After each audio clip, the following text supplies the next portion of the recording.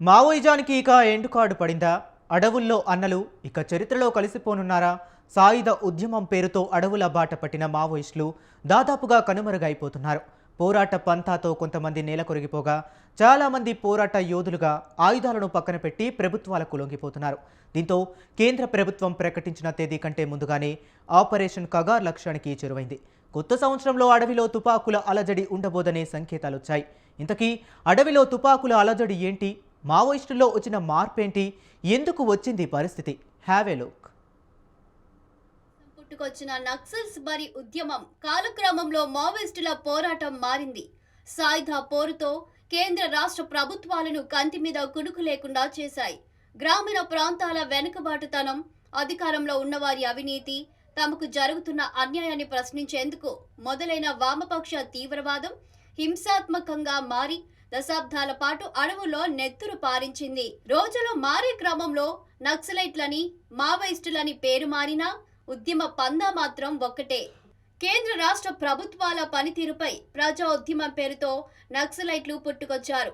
1967లో పశ్చిమ బెంగాల్ డార్జిలింగ్ జిల్లా నక్సల్బరీ గ్రామంలో సాయుధ రైతాంగ తిరుగుబాటు నుంచి నక్సల్ అనే పదం వచ్చింది.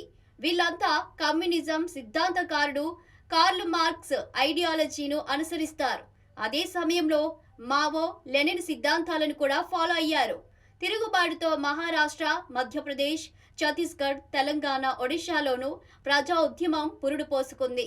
నిజాం నియంతృత్వపు పాలన నుంచి తెలంగాణ ప్రజలు విముక్తి కోసం భూస్వామ్య పెట్టుబడిదారీ విధానం, వెట్టి చాకిరీ విధానాలకు వ్యతిరేకంగా జరిగిన తెలంగాణ సాయుధ రైతాంగ పోరాటంలో నాడు మావో సిద్ధాంతాలకు అనుగుణంగా పోరాడారు. 1950 నాటికే దేశంలో మావో ఐడియాలజీ వ్యాప్తిలో ఉంది. 1949లో చైనాలో కమ్యూనిస్టు ప్రభుత్వం ఏర్పడింది. పీపుల్స్ రిపబ్లిక్ ఆఫ్ చైనా స్థాపనకు మూలమైన సుదీర్ఘ సాయుధ పోరాటానికి నాయకత్వం వహించిన వాడే మావో. ఆయన సిద్ధాంతాలను ఆచరణలో పెట్టి ప్రభుత్వాలపై దండయాత్ర చేసిన వారి సంఖ్య ప్రపంచ వ్యాప్తంగా ఉంది. ఇది తెలంగాణ సాయుధ రైతాంగ పోరాటంలోనూ కీలక పాత్ర పోషించింది. 1980 దశకంలోనే అప్పటి పీపుల్స్ వార్ గ్రూప్ కార్యదర్శి కొండపల్లి సీతారామయ్య పార్టీ కీలక నేతల్ని దండకారణ్యం బాట పట్టించారు. అప్పట్లో ఉమ్మడి ఆంధ్రప్రదేశ్లో రాష్ట్ర కమిటీతో పాటు ఉత్తర Telangana special zonal committee, Andhra, Odisha సరిహద్దు కమిటీలుండేవి. ఆయా ప్రాంతాల్లోని అడవుల్లో పార్టీ క్యాడర్ క్రియాశీలకంగా వ్యవహరించేది. ఒకవేళ ఆంధ్రప్రదేశ్లో నిర్బంధం పెరిగితే మహారాష్ట్రలోని గడ్చిరోలితో పాటు ఛత్తీస్గఢ్లోని దండకారణ్యమే తమకు సురక్షిత స్థానం అవుతుందని ఆనాడే కేఎస్ గ్రహించారు. అందుకే తొలుత గడ్చిరోలిలోకి, ఆపై దండకారణ్యంలోకి దళాలను పంపించారు. సమాజాన్ని ఉద్ధరిద్దామని విద్యావంతులు, మేధావులు మావోయిస్టు ఉద్యమంలో భాగస్వామ్యమయ్యారు. ఇంజనీరింగ్, పిహెచ్డి వంటి ఉన్నత చదువులు వదిలేసి విప్లవాల వైపు అడుగులు వేసిన వారు మావోయిస్టుల్లో చేరారు. నంబాల కేశవరావు, మల్లోజుల వేణుగోపాలరావు, బరసాదేవ, హిడ్మా వంటి వారు ఆ ఉద్యమాన్ని బలంగా ముందుకు నడిపారు. అయితే కొన్నాళ్లుగా ఇటువంటి వారిని మావోయిస్టులు రిక్రూట్మెంట్ చేసుకోలేకపోయారు. దీంతో క్రమంగా ఉద్యమం బలహీనపడుతూ రావడానికి ఇది కూడా పరోక్షంగా కారణమైంది.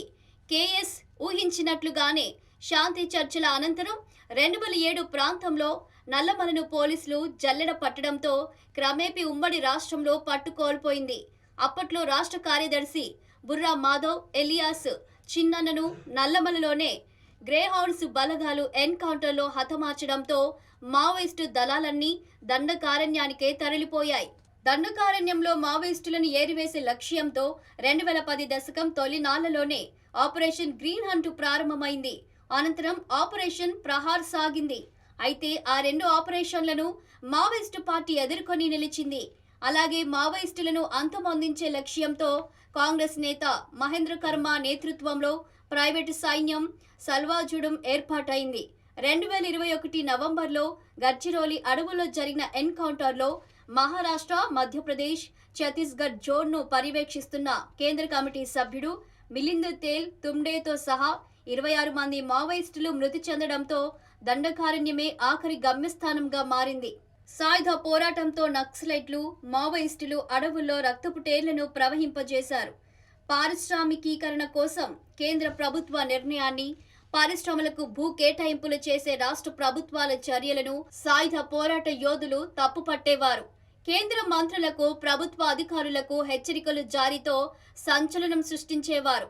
దశాబ్దాలుగా సాగిన ఉద్యమంలో ఎందరో నేతలు పుట్టుకొచ్చారు. ప్రభుత్వాలకు వ్యతిరేకంగా పోరాడారు. నక్సల్ ఉద్యమ ముసుగులో ప్రభుత్వాలపై కక్ష పెంచుకున్న ఉద్యమకారులు అమాయకులను బలి తీసుకున్నారు. పోలీసులను పట్టునబెట్టుకున్నారు. ప్రభుత్వ అధికారులు నక్సల్స్ తుపాకుల తూటాలకు బలయ్యారు. అక్కడక్కడ మందు పాతరలతో పేల్చి విధ్వంసం సృష్టించారు. రాజకీయ నాయకులను అడవులకు తీసుకువెళ్లి చిత్రహింసలు పెట్టి చంపేసిన ఉదాంతాలు సంచలనం రేకెత్తించాయి. నక్సలైట్ల ఘాతుకానికి బలైన వారిలో అత్యధికులు పోలీసులు కాగా, పోలీసులకు సమాచారం అందించారని ఇన్ఫార్మర్ల పేరుతో అమాయకులను దారుణంగా కాల్చి చంపేశారు. ఈ దారుణాలతో ప్రభుత్వాలనే కాదు, అడవి ప్రాంత ప్రజానికాన్ని భయపెట్టాయి. గ్రామాల్లో ఉన్నవారు భయపడుతూ నక్సలైట్లకు ఆశ్రయం కల్పించాలి, అన్ని సౌకర్యాలను సమకూర్చాలి, సమీప బ్యాంకులను దోపిడీ చేయడం, పారిశ్రామికవేత్తలను, పెద్ద పెద్ద భూస్వాములను, కాంట్రాక్టర్లను, రాజకీయ నాయకులను బెదిరించి ఆర్థిక వనరులు సమకూర్చుకునేవారు. మాట వినకుండా చందాలు ఇవ్వని వారిని ప్రాణాలు తీసే విషయంలో వెనుకాడేవారు కాదు. మావోయిస్టుల మాట వింటేనే జీవితం, వ్యతిరేకిస్తే మరణమే శాసనంగా అమలు చేశారు.